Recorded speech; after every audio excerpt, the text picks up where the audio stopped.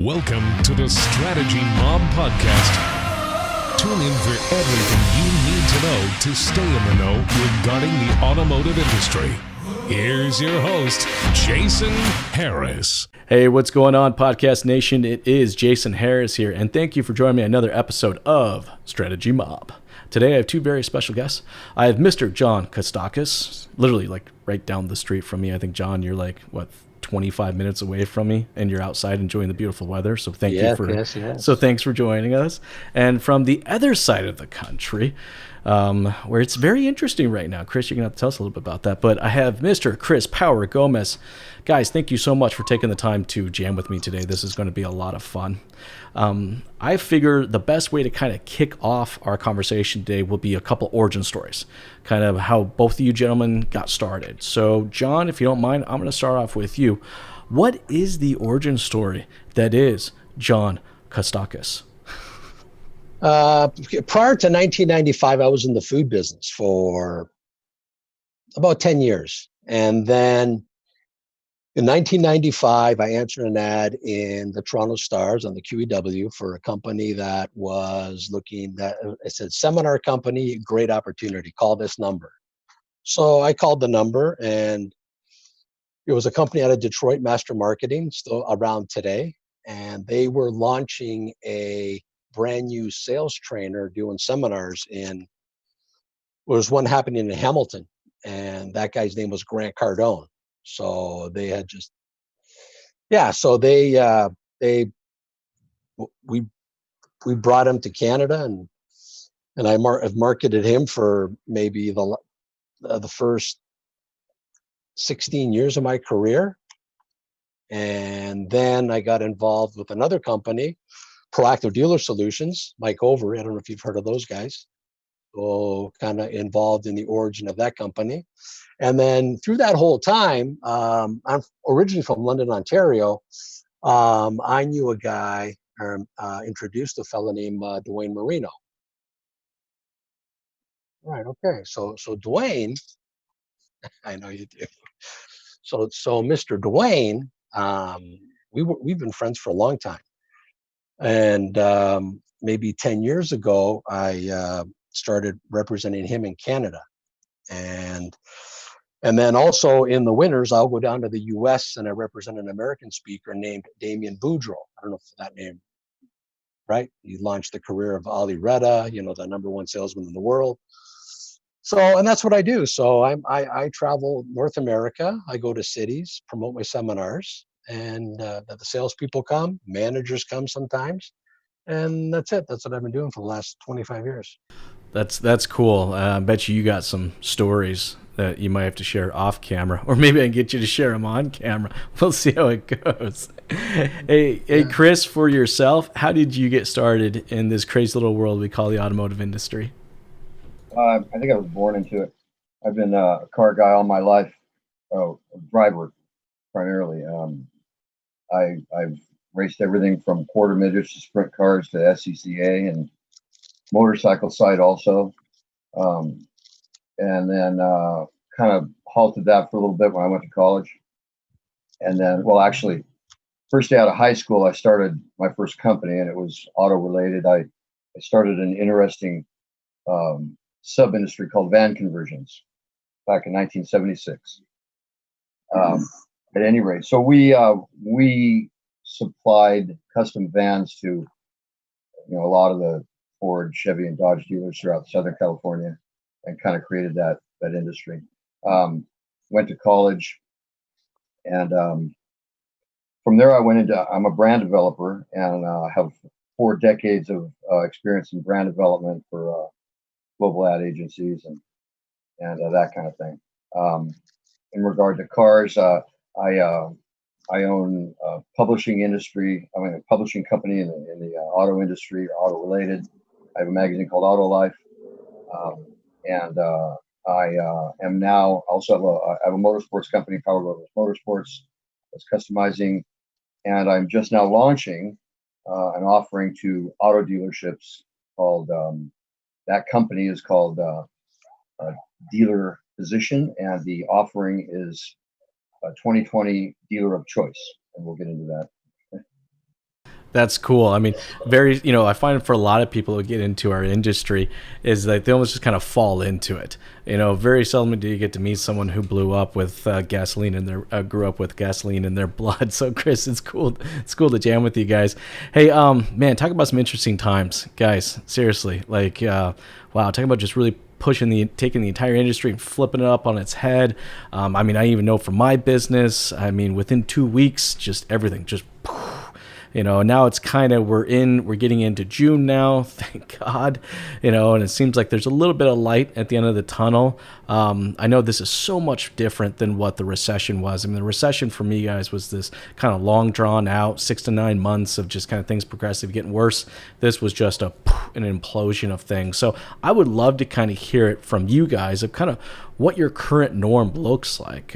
John, I mean, I know there's a lot of events that are just not happening. I know I personally had like almost half a dozen events get canceled, and who knows if they're going to be rescheduled. So I'll start with you, John. What's your current norm look like? Oh, it's a lot of family time right now. I mean, I had a seminar. Yeah, it's you know what? It's been fantastic because I've been able, I would travel 30 weeks a year all over, promoting. And so it's nice to be home. It's nice to connect with the family. It's been pretty fantastic that way. My last seminar was in Saskatoon. It was March 24th, 25th with Dwayne, and which didn't happen. So that kind of sucks. So that's been rescheduled for September. I had it rescheduled for later on in the summer, but I said, you know what, screw that. We'll just do it September, the first week of September. So I'm an optimist. I think that we will be back.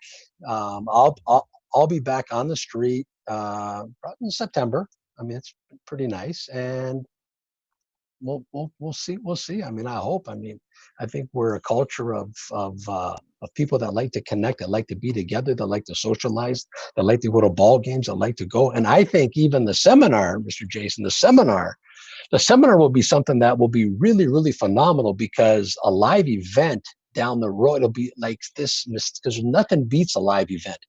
It's going to be pretty awesome to get there with an industry expert and live to listen to them and to take notes and to connect with people again. That's going to be very special. That's just my opinion. No, John, I'm with you, man. I'm looking forward to, flying down and meeting with people and connecting with people and networking with people. And I tell you, there's nothing like the energy of getting on the stage in front of a bunch of people. But it's going to be interesting, though. I feel like everyone kind of is split down the middle as far as social, kind of expectations of how we're going to interact moving forward. I mean, I know a lot of big event companies have fundamentally pivoted their business to prepare for, a lot more virtual type events. So I don't know. I agree with you. I'm excited to get back to it, but I'm not 100% sure how it's going to happen. So we're going to see how that goes. Hey, Chris, for yourself, what's your current norm look like? Well, basic structure hasn't changed a lot. I'm in my pool house in my backyard. That's my office. One thing that I've been working to launch this auto dealership initiative well pre-COVID, and interestingly enough, it's an initiative that realigns the auto dealership with the local community residents. Sort of goes back to the old days of the auto dealership, and then to have the COVID the COVID program come along, whatever we call this, it's terrible. I mean, it's terrible. It's funny how we can talk about it and in such a light, shallow manner, and we're speaking of a pandemic that's killing people, and that's how it comes in. But so I launched another new business that's taken most of my time about 6 months ago, called the LinkedIn Executive.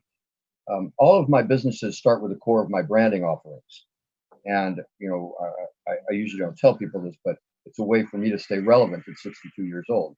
I take my core branding offerings and I sort of build them into industry specific services. So, but my point was that prior to the coronavirus, I was working on this realignment with the local community residents and the dealership, and it's a comprehensive full spectrum program that starts with at the dealership. So customer touch points within the dealership, and then goes to some brand nuanced changes, and then channels directly, marketing channels directly to the audience, and then community work. So that's been taking all my time, and it has slowed down my completion of the program because going and speaking to dealerships is great. So, and also it has changed some of the structure of the offering. Luckily, I'm working with some McKinsey business strategy types that can switch on a dime. To them, it's all methodology. So I guess that sums it up. I'm here with my I think that's for a lot of us, that kind of seems to be the norm is, how do we pivot? How do we continue to stay relevant? I definitely anticipate that we're going to come back to some style of norm, just as an industry, as to what does that look like? I mean, John, there is so much kind of thoughts and ideas about what it's going to look from like a salesperson's perspective, what it's going to look like from a sales manager's perspective, and even all the way down to how a dealer even operates. A lot of dealerships right now are doing a lot with a little, and they're beginning to realize, do they really need an F&I manager, a sales manager, a salesperson, a BDC person, just to complete a singular transaction. People are questioning that, and I kind of want to hear what your thoughts are. Is, do you see this pandemic adjusting the way a dealership is kind of structured from an operations perspective? I believe there's two ways of selling. You have the transactional way, which is you got the BDC, you got people waiting for dealer-driven opportunities, you have the manager's coaching and all that stuff. And then you have the relationship way. So what I've been a proponent of with Damian Boudreau and Dwayne Marino is the relationship way of selling. They're just two different things. All the salespeople that I've encountered, I think if you're not in the relationship game today, then you're pretty much done because you don't have any traffic. You got to be able to build relationships, connect with people. You have to be their Google and here's the thing, that's an interesting point on F&I, because believe it or not, and when I'm doing a sales meeting at a store, I'll talk about Aldi Retta because he's selling 100 plus cars a month, all relationship. People coming to him, they love him, but Jason, he's his own F&I manager. So then on the transactional side, I go to a store here just a few weeks ago, and the guy's like, you know what, we're doing fantastic. We did 54 cars last month. We got 5 people, and we don't, I think and they're talking. I'm like, dude, what do you myself? I'm saying, dude, what are you talking? 54 cars you have to be able to do more. That guy, I know that guy well. That guy's a transactional sales manager. So it's all about it's dealer-driven opportunity. So they get stuck. So all I know is the relationship way. If you're in the relationship business, it's just a different game. That's a totally different game. That's just my thoughts. No. I'm with you on that. I think what we're going to see, from a sales perspective and also from a leadership perspective, is the cream really is going to rise to the top. In times like this, I saw the exact same thing happen right after the recession. There are dealerships that folded up. There were sales managers that went off to look for different jobs, or salespeople that went off to look for jobs. And the ones that kind of stuck around were the ones, to your point, John, that did an amazing job of creating relationships, nurturing those relationships, and finding ways to continue to bring value to the customer, right? I think that's always the key. Hey, Chris, for yourself, what are your thoughts on kind of how, the operations or the structure of a dealership may actually change, moving forward? Well, operationally, I made a comment on a post recently. I went through, in 1999, sort of a large event called the New Economy, and the creation of the New Economy. And it modified the way business was done to the core. And the New Economy was a result of something we called the Internet Revolution. So those two things changed business as we know it. We had in America the military structure previously, to where you as an employee advanced based on years. time on the job. And all of a sudden, with the new economy, it was based on your ability to create revenue. So, at the time, I was launching what was the first internet professional services firm, ad agency that built websites. And I had web builders, flash builders, on 3 continents, and there were 19-year-old kids making $1 million a year. So at any rate, my point is that it seems that one of the very last holdouts on adopting the infrastructure of a new economy business was the auto dealership. The components to a new economy business are no inventory, no employees, no overhead.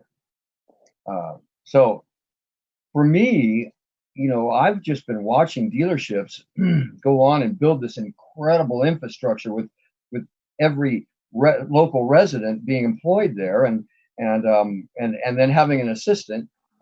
It just didn't make sense. So you see the used car folks coming in with the new economy business model, and all of a sudden everybody's going, "Wow, what's up with that?" Not necessarily speaking of the coin operated.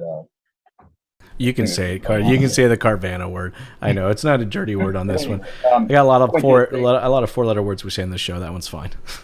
All of those used car models are new economy models. None of the new car models were new economy models. That's a result, I think, of the 1,000-pound gorilla manufacturers. They have a model and they want that model, and they're going to do everything they can.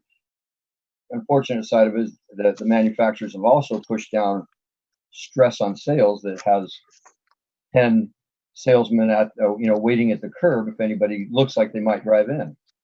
So to the point, you made a point that in the adapting to the new economy business model, they're actually saying, "Wow, cost per acquisition's down, overhead's down.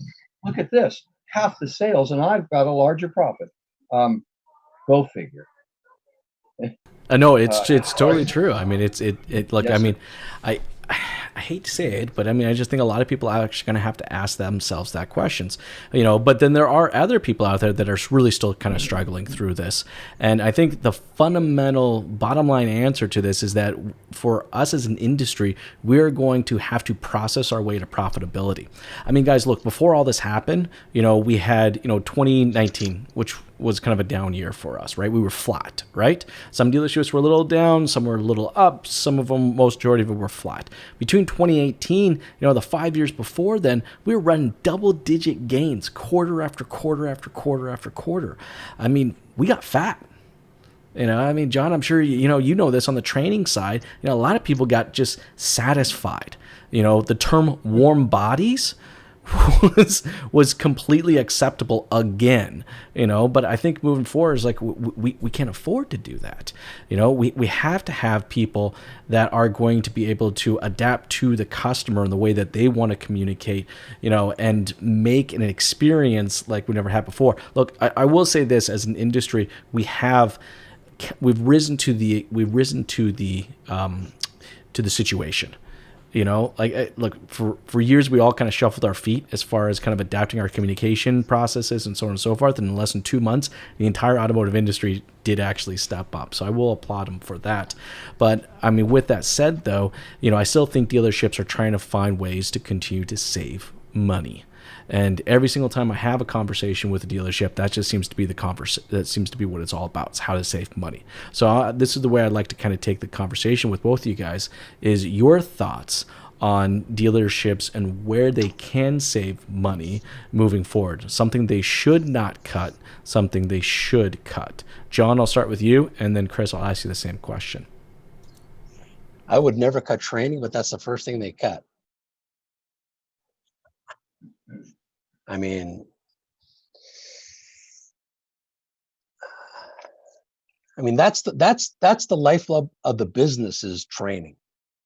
And I mean, I see it all the time. I mean, I've probably been in 40,000 dealerships all over North America, and it will come back. But what happens is people get just too complacent. They wait for the ups. They wait. I see it all the time, and that's what happens. But you got to get into the relationship game. If you're not in the relationship game, you will be dead. Like, you have to build a business within the business. It's nothing new. It's not complicated. It's about building relationships, taking care of your customer. So when they're thinking about a car, then they will think of you. Period. That's it. Now, John, how do you think the training is going to change? You know, I mean, a lot of dealerships are, you know, a lot of customers' confidence is not overly high right now. So customers are choosing or demanding, in some cases, to do more of this virtually versus in person, which for the most part, all of our training for years, and I've been trained for years, has all been about having that person in front of you so that you can make that connection. How do you think that changes things moving forward? Like, for the next few months, you might have to do these type of Zoom little meetings with your customer. You can go meet your customer, but if there's no relationship, you're done, because you're just waiting for someone that you don't know. And if it's someone that you don't know, it's the hardest customer to sell, because you're going to grind you on the price. What about this? What about that? I'm not sure. I'm checking around. So what they should have done over the last 4 years is built up a little base and talk to their people, connect with their people, call their people, like call their people once every couple of months. Look, I was just thinking about you. How you doing? How's everything? That's how Ali Reda does it. That's how Damien Boudreaux does it. And then even with the Dwayne, like, we teach that part of it. And I stopped when maybe 4 years ago, our seminars were ahead of the curve, because our seminar in Canada that I do with Dwayne's called Never Depend on Lot Traffic Again. That's what it's called. I said, look, we're not teaching road to the sale. We're not teaching how to close car deals. We're going to teach how to build a business within the business, how to make yourself the product, right? So that's critical. That should never stop. And that's why I love going on the road. That's why I love going to the cities, because I am an advocate for the salesperson. And every salesperson has greatness in them. It's there for them. They have to work on their skill. They have to work on their game. And that's my job and your job, to sell the dealer to continue to do that. So. No, I agree with you. Look, creating a relationship now is more important than it ever has in the past. The key thing, though, and I'm finding with a lot of dealerships, is that we have to create that relationship the way the customer wants to create that relationship, not the way that we necessarily want to do so. You know, if the customer wants to communicate and connect on Instagram, chat, they should be able to do that. If they want to, that's transactional, right? If they want a Facebook Messenger with somebody, they should be able to Facebook Messenger. I'm still blown away that it's 2020, guys, and on all of our automotive website solutions out there, from a form fill perspective, only ask for email and phone number. Like you guys communicated with me, like calling me or email, that ain't gonna happen. You LinkedIn message me, because that's where I pretty much spend 95% of my time. But before we go into the next topic, Chris, I want to go back to you, and from a cost savings perspective. All right, a lot of dealerships are looking and trying to figure out, what do they cut, what do they don't cut. Chris, what are your thoughts? Well, I happen to agree, John, with you 100%. It is about relationships, and the customer satisfaction numbers of 2019 tanked. In fact, they had customers angry at customer experience and that type of thing. And why is that? Because they fell in line with instant gratification of live leads. People sitting in the short buying cycle, and it progressed to where many of them were all in that, and it's a very expensive method, but it's instant gratification. Now, I'm a proponent of relationships with your local community residents. Now, I have this funny story. Okay, there's a car buyer out there. Jim decides he wants to buy a car. Jim goes to Google and searches for the car he wants. Jim gets extracted and sold to a local dealership as a live lead. The people within the dealership call, email, and court Jim. Jim buys a new car. Jim lives next door to the dealership. Okay? Now, dealerships used to be built in the center of town. They were a architectural icon, a little progressive for each town. And they opened up to the local community. Now, I grew up in the San Fernando Valley with Galpin Ford. Yeah. When the new models would come in, there would be searchlights crossing over the sky. I mean, it was like Disneyland, okay? You'd stop by there and you'd talk to your salesman buddy. You'd have coffee. At 9 at night, you would stop by and talk to your salesman buddy, okay? Every family had a doctor, had an accountant, and had a car dealer. Now, every time there was a question about a car, even if it was where do I get a new gas cap? They called their buddy. When it was time to buy a car, it was already made. The decision was already made. Okay. That is what my 2020 Dealer of Choice program is all about. Now, if you go back to that time and you look at numbers spent on marketing and number of cars sold, it kicks our ass today in regard to customer acquisition costs. Okay. So I am a proponent of relationships in a big way. I'm a proponent of the car dealer being a friend of the family. And that's what my program is going to the channel delivery to the community is my magazine Auto Life as a content marketing magazine going into each of their mailboxes, speaking completely about the dealership and their manufacturer. Quit spending all that money every month to get live leads and then figure out what to do. I mean, you're just chasing a dream. You got to recreate the wheel every time you find a new customer. Ridiculous. So at any rate, now I have friends that are digital marketing folks. Jason, I've felt bad so many times. I've felt bad so many times because I see your point. I'm all, no way. And I get on, I'm like, oh, wait a minute. I might have just said something wrong. So I have to go to Messenger and go, Jason, I'm sorry. But the reality is, there's so many things like my other business, LinkedIn Executive. Proliferation of the personal brand. I've been a brand developer for 4 decades. Guess what's missing from the personal brand? The brand. It's nothing more than a social media strategy. So everybody's all whacked out in this world as far as I'm concerned. You need to get back to good old-fashioned relationships. Well, and think about what those relationships are built on, right? The reason we maintain and have relationships is because we're receiving value from that relationship. Mm-hmm. Now, look, when I first started in this industry, that's what it was. I was like, and I had to build value like really quick, because it was pretty much, here's 1 week of training, here's a phone book, now start making phone calls. So, literally creating value on someone I've never even had a conversation with, right? That's how it was for me. But I agree with you. I think we actually do have to get back, to the basics and create the relationships. And a relationship starts with a good story. That is the one thing I'm finding moving forward, guys, is that we're going to have to get back to being the storytellers that we've always kind of been into. Look, someone's going to want to consume a story before they actually want to consume your product or your services.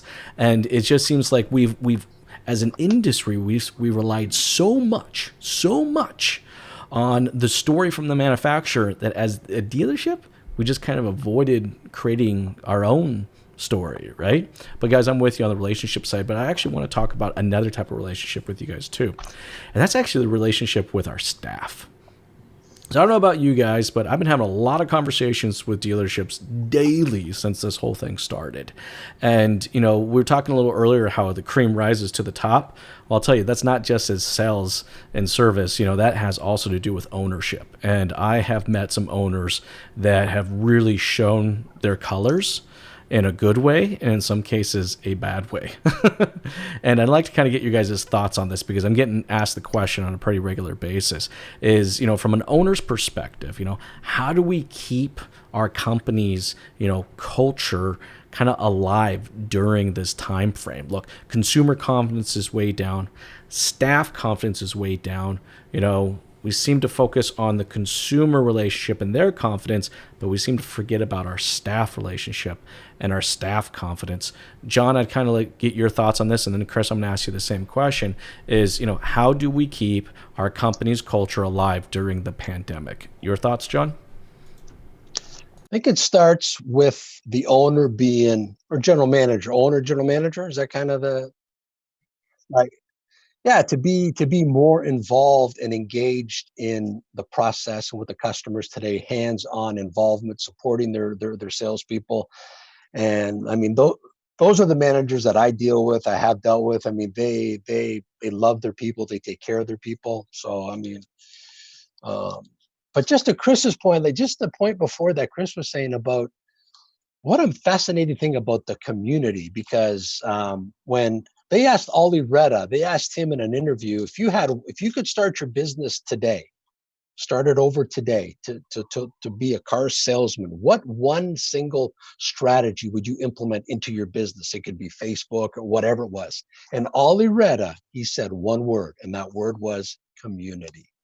So that was really fantastic what Mr. Chris said there, community. That's what it's all about.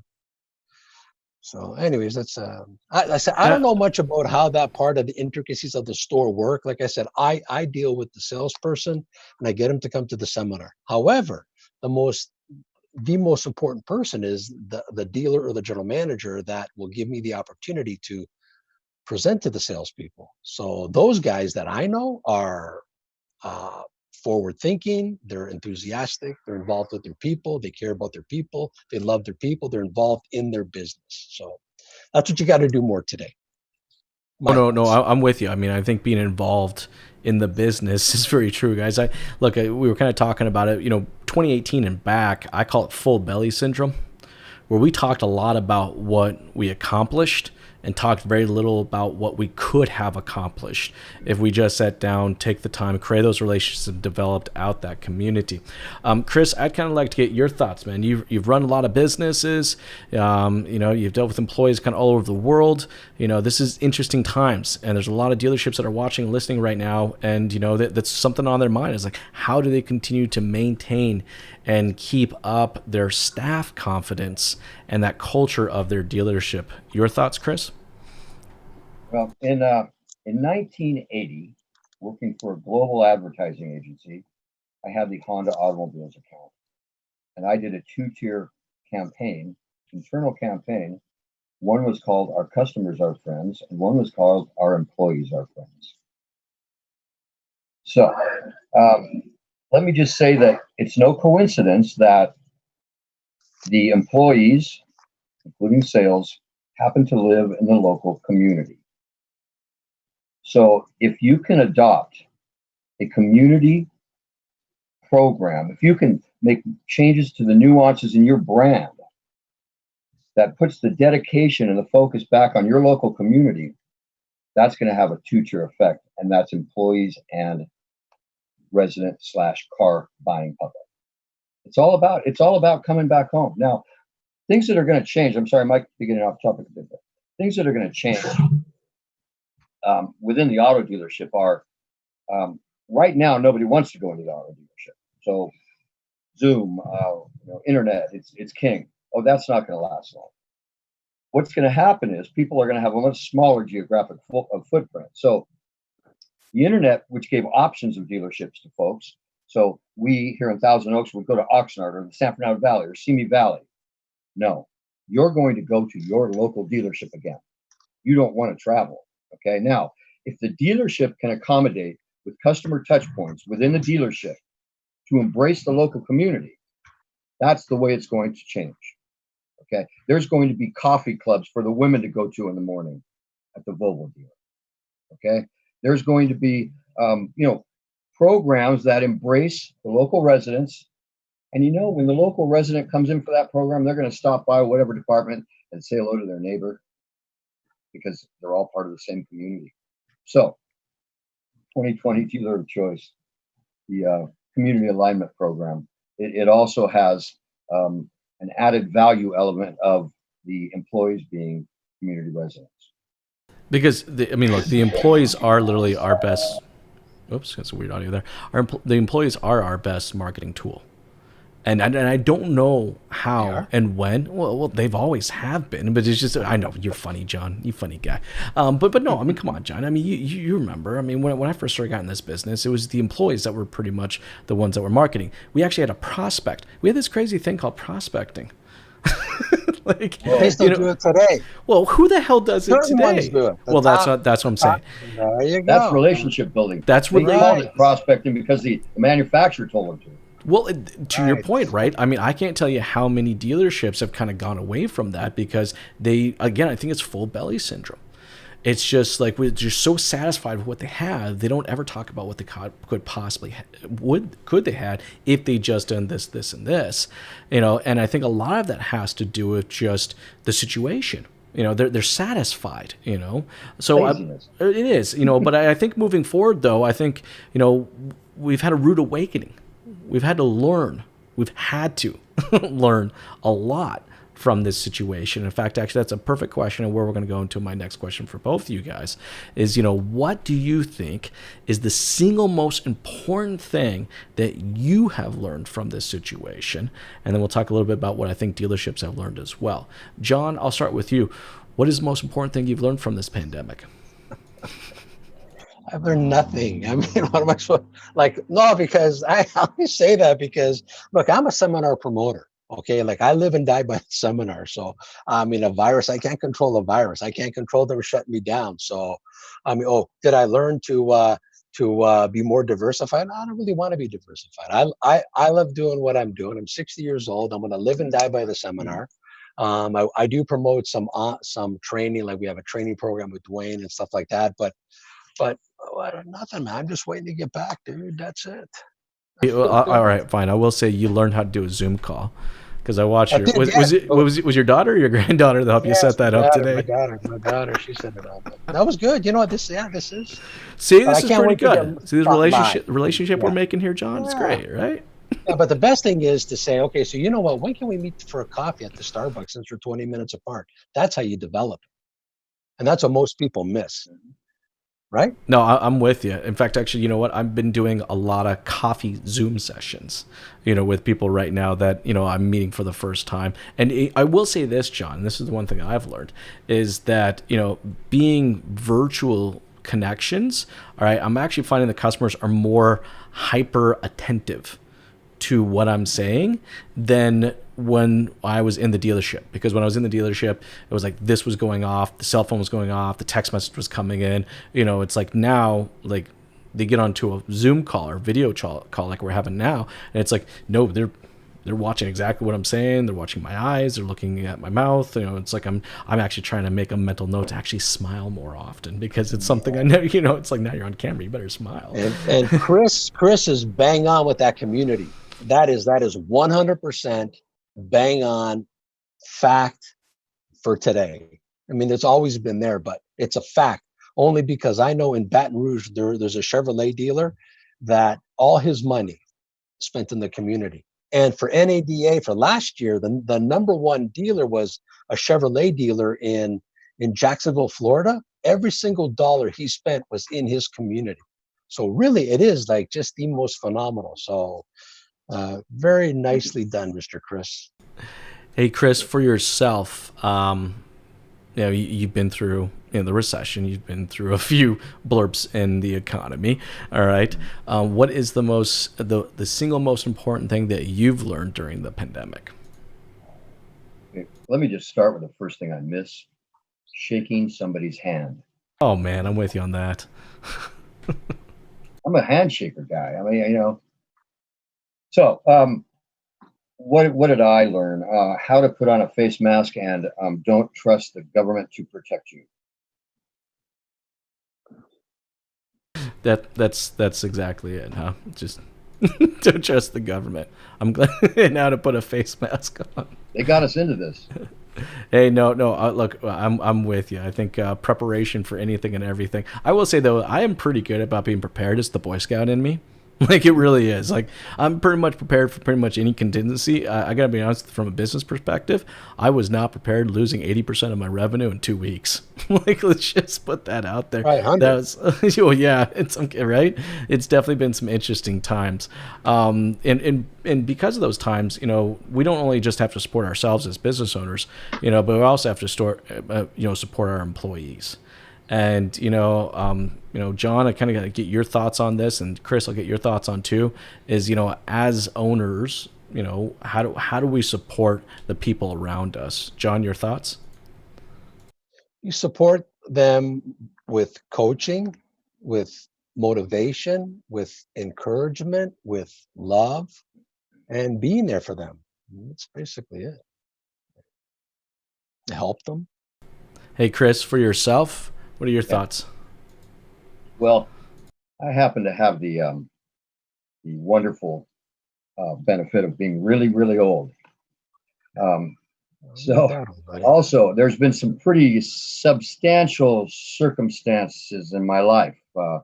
So I have traumatic brain injury. I live every day to help people. I love helping. I reach out to other traumatic brain injury patients, car business, people that have lost their jobs on my other business. And then there's the regular. I have to tell you a quick story.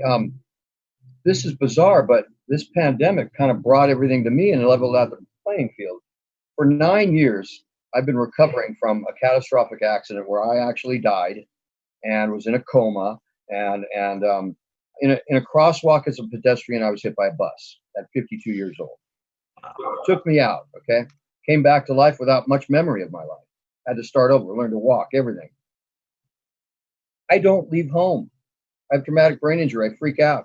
I have a 60-mile footprint that happens to be Mulholland Drive that I take my cars, my hot rods, and my motorcycles on every afternoon. Okay, so I do all my business from my pool house. All of a sudden, it's in vogue.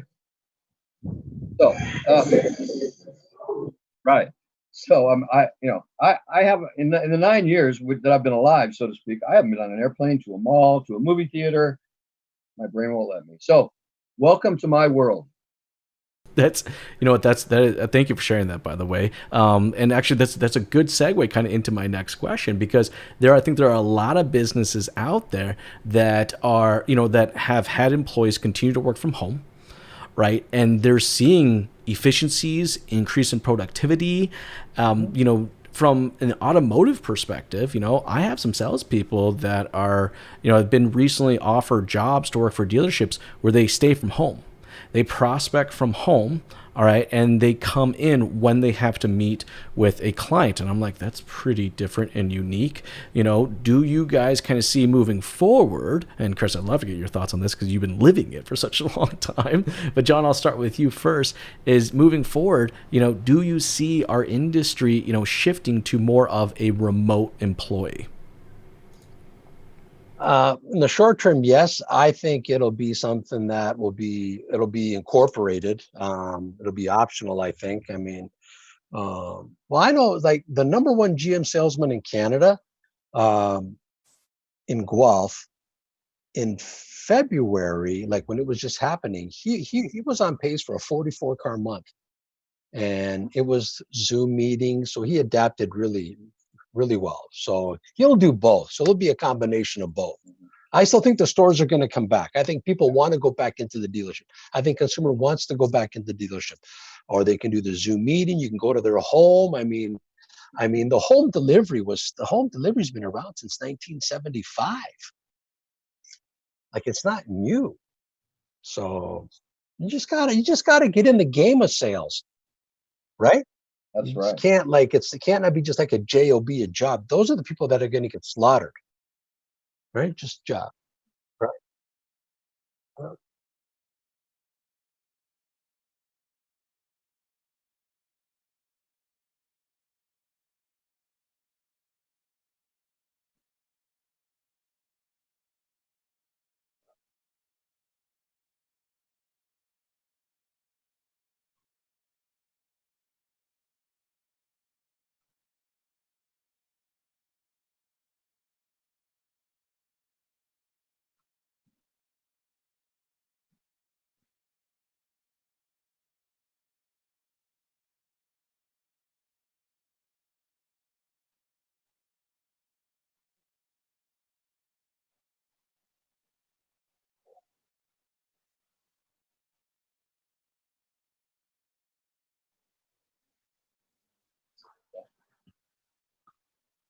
Um,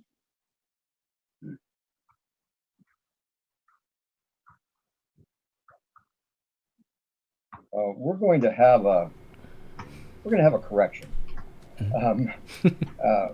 We screwed ourselves, sorry to say, but the dealership is an incredible icon of the community. I love going to dealerships. I love walking through there and hanging out. Yep. Okay, it's cool. It's a great place, and the owner spent a ton of money making it a great place. Okay, That's not going to go away. Now, how did we screw ourselves? By embracing the digital environment way too much. We were trying to figure, before the pandemic, we were trying to figure out how to get people coming through the doors. Come on, this is a great place to hang out. Okay, my magazine, Autolife, the actual name of it is Automobile Lifestyles. It's about people and their relation to the automobile. Are you kidding? If you've got a Ferrari, every member of your family has a complete wardrobe of Ferrari gear. Okay, everything, whatever brand it is, that's called Automobile Lifestyles. That's a result of a dealership. Plain and simple. Okay, every Porsche club is driven out of the Porsche dealership. It is an icon to the community, as I said in the beginning. Let's get back to that. Yes, we need to do business online. We need social media. Social media is wonderful. You don't have to pay for it. Hell, go talk to 1 million people. It's beautiful. Okay? Go pay some guy that has no education, but he's an influencer. Okay? Sorry, I was a little dig. Thanks, anyway, Chris. Appreciate that. Not you. Come on. See, I always have to come back and message you and say, I'm sorry. That's with you. All right. Anyway, it's got to get back to that. Yes, a car salesman should do some of the work from home. Are you kidding? This is his work right here. His next door neighbor. He's going to buy a car every 3 years. So got to get back to that. Of course, do business digitally. Got to have that. You've got to build a well-rounded media plan. Right, Jason? Okay. Very much so agreed. I think I might have touched on your subject. No, you did. And no, I'm with you, right? I mean, you guys are really driving home the point that it's about the relationship, it's about creating the community. It's time to be the professional again. This is John, what were you saying earlier? This is not just a job. This is a career. This is a commitment. And I think for a lot of people, and I'm not just talking about salespeople, I'm also talking about sales managers, I'm talking about general managers, I'm talking about service employees, and even some kind of owners. I think we have to recommit back to the business, and this is an amazing time to do that and recommit to those efforts. Hey guys, I know that's getting towards the tail end of our time today, but before you guys go, I get to ask one question. It's my favorite question of the day. John, I'm going to start with you because you just look like a guy that's generally pissed off all the time. No, I'm just kidding. I'm just kidding. All right, but John, here's my question. What is pissing you off? Well, not being able to go back to work. That's it. What am I going to tell you? Loving the time at home. It's just phenomenal. Walking every day, playing Frisbee with the grandkids. It's just a wonderful time. So, but what's pissing me off is just being kind of trapped. So, but September, hey, come hell or high water, man, I'm going to be on that street. I'm with you on that, man. Hey, Chris, for yourself, what is pissing you off?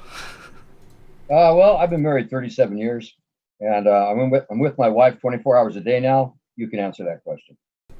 That's a great way to do that. Are you sure you want me to send this clip over?